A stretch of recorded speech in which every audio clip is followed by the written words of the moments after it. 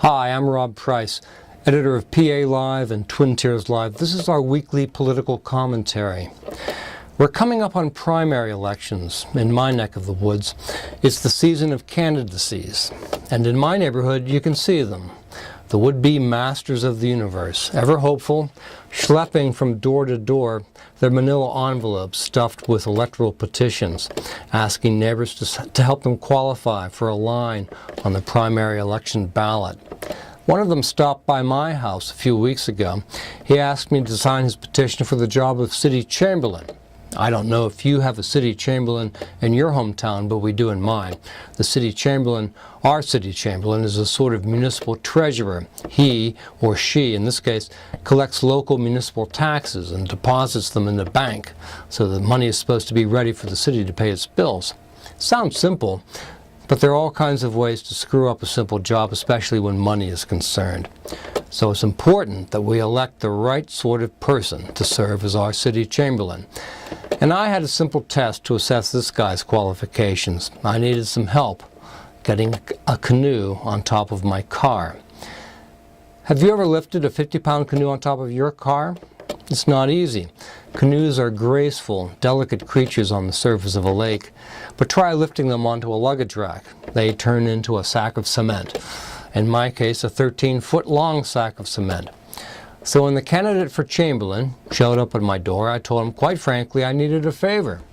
He looked wary, as if I was about to ask him to throw my tax bill away.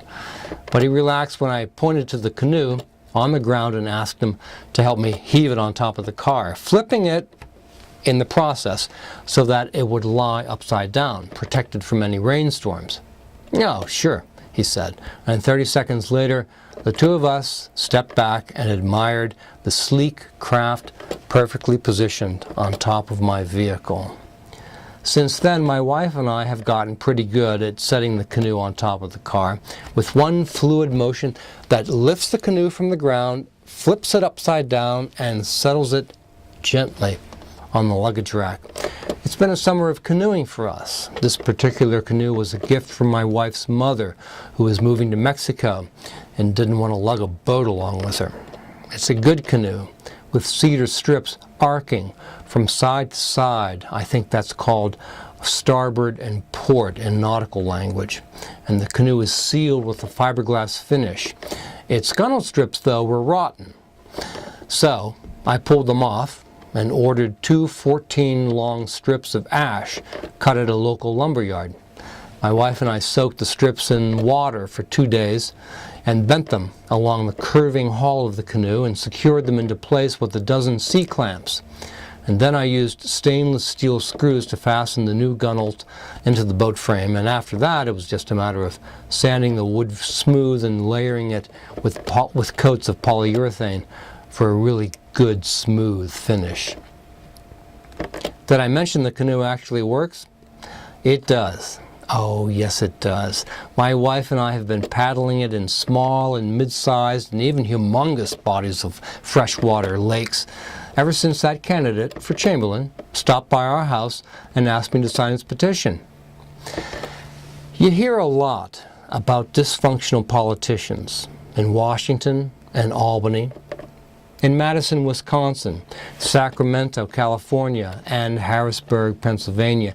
And we do seem to be living in an age when our leaders, our masters of the universe, don't seem to be masters of much of anything.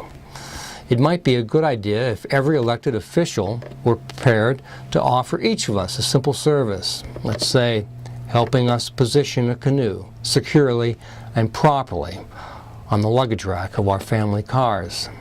We can worry about job performance later. For now, let's just keep it simple. The way a canoe is simple, the way it is shaped just right to cut cleanly and efficiently through the water. And even if it capsizes, it still floats. Could we ask the same thing of our chamberlains and congressmen and senators?